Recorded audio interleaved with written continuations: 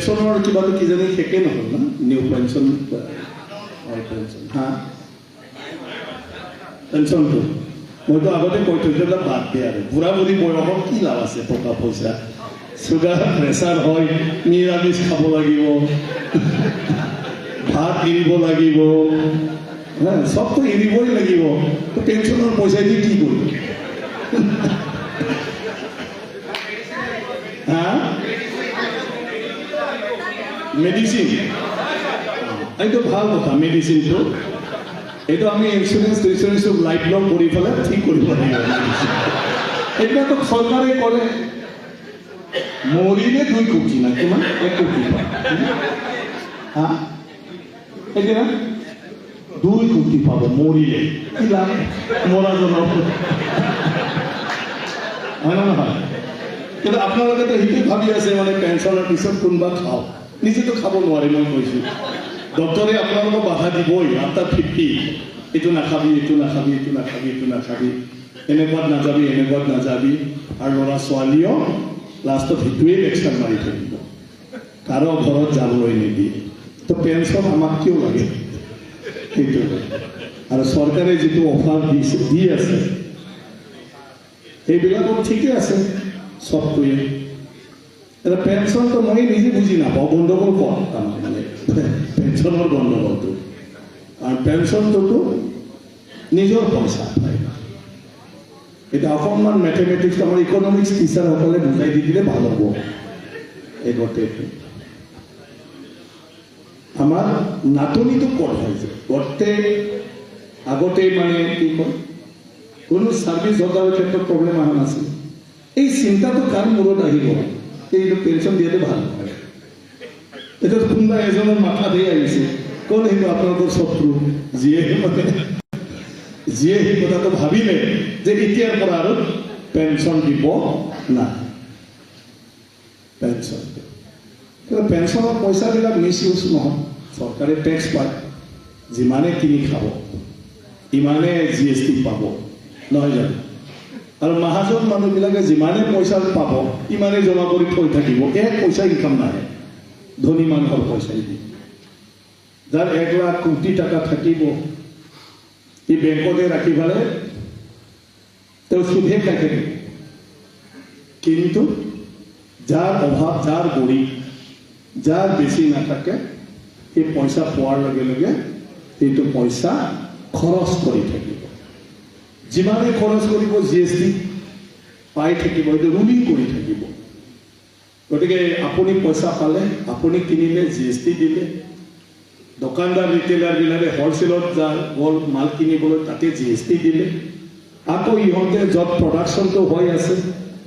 তাৰ পৰা বস্তু আনিলে হ'লচেলাৰ ই তাতে GST দি আহিলে পইচাটো ঘূৰি থাকে ওলাই থাকে বনাই থাকে পইচাটো কিন্তু ধনী মানুহ হ'লে তাৰ পইচা ক'ৰবাত আছে আৰু এই 6 মাহ পাহৰি গ'ল তাত যে লাখ টকা আছে আৰু 6 মাহ যদি বহি থাকে এই পইচাটো কাৰোবাৰ ঘৰত এইটো বেকাৰ আৰু এক পইচা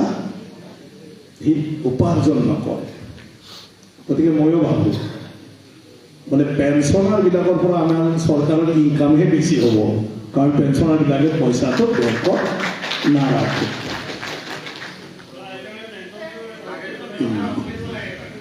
এইটো এতিয়া আকৌ শুনিলে মোকে ক'ত যাই পেলাই কি কৰিছে নালাগে আৰু এতিয়া তো সেইটো আপোনালোকৰ এটা ডাঙৰ ইছ্যু আছে আৰু মই ভাবোঁ চৰকাৰে নিশ্চয় এই ক্ষেত্ৰত ভাবি আছে এদিন মুখ্যমন্ত্ৰী ডাঙৰীয়া বিধানসভাতো কোৱা মোৰ মনত আছে যে চৰকাৰৰ কোনো আপত্তি নাই নিউ পেঞ্চন স্কিমহে বেছি লাভজনক বুলি আজিকালি নতুন চাকৰিবিলাক যুৱবিলাকে কৈছে বুলি কৈ আছে মানে একেবাৰতে পইচা পাব একেবাৰতে কিবা এটা ব্যৱসায় কৰিব পাৰিব না কি হিচাপ নিকাচটো আপোনালোকেহে জানিব চাওক হা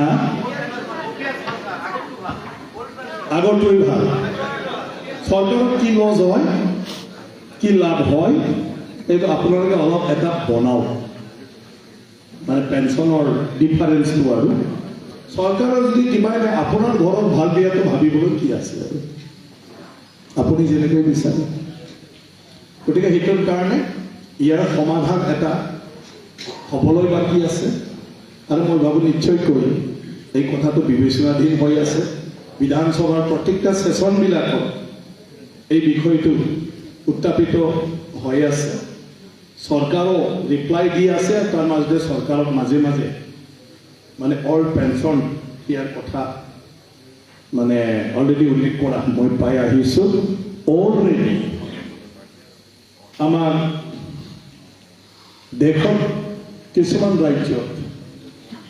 অল্ড পেঞ্চনটো পুনৰ দিয়াও কিবাটো হৈছে নহয় জানো গতিকে অলৰেডি হৈছে তো সেইটো আছে গতিকে সেইকাৰণে মই ভাবোঁ আপোনালোকে চৰকাৰৰ ওপৰত কিবাটো কৰি নাথাকি আপোনালোকে নিজে এই বিষয়টো ভালদৰে কোনোবাই বুজাব পৰাকৈ এটা যদি বনায় না ৰিপৰ্টটো যে পেঞ্চনৰ ক্ষেত্ৰত চৰকাৰৰ ইমান মানে চিন্তা কৰিবলগীয়া বিষয় নহয় সেইটো অলপমান মই ভাবোঁ আপোনালোকে ৱাৰ্ড আউট কৰি পেলাই যদি বুজাই দিয়ে মুখ্যমন্ত্ৰী আৰু ফাইনেন্স ডিপাৰ্টমেণ্টৰ মানুহবিলাকক আৰু যদি ডিফাৰেঞ্চ নাই তো নিশ্চয়কৈ সেইটো হ'বই এতিয়া সময়হে পাৰ হ'ল আপোনালোকৰ অলপ আৰু একমাহমান আগত হ'ব লাগিব কনফাৰেঞ্চ এই 2 মাহ আছে চৰকাৰ 2 মাহৰ পিছতো আৰু ৰখিব লাগিব নেক্সট মে জুন সেইটো লৈ ফালে গতিকে সেই কনফাৰেঞ্চৰ পিছত আপোনালোকৰ মানে যিটো বিষয় এই বিষয়টো আপোনালোকে অতি শীঘ্ৰে চৰকাৰ মানে অৱগত কৰিলে মই ভাবোঁ ইয়াৰ ওপৰত নিশ্চয় মানে বিবেচনা হ'ব সেইদিনাটো জানুৱাৰীতো বহুত কথা কৈছে আগতেও কৈ আছে গতিকে সেইটো আছে আপোনালোকৰ মেইন বিষয়টো বাকীটো চব ঠিকে আছে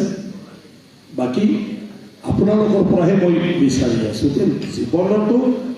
আমি যিটো কাম কৰোঁ তাকে লৈ প্ৰাউড ফিল কৰিব লাগে মানুহ জব যিটো কাম কৰে তাতে আমি নিজকে এডজাষ্ট কৰি ল'ব লাগে আৰু সেই কামটোকে আমি ধন্য মানিব লাগে ঈশ্বৰে আমাক ইয়াৰ কাৰণে বনাইছে আৰু সেইটোৱে দায়িত্ব দিছে নহয় জানো ঈশ্বৰক আমি থেংকছ দিব লাগে আপোনালোকক যে শিক্ষক বনাই দিছে আৰু সেইটো লৈ প্ৰাউড ফিল কৰিব লাগে ঈশ্বৰক ধন্যবাদ দিব লাগে আমি মাত্ৰ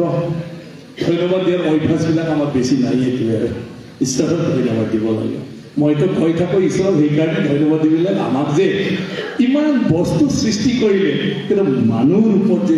সৃষ্টি কৰিলে তাৰ কাৰণে ধন্যবাদ যদি কুকুৰ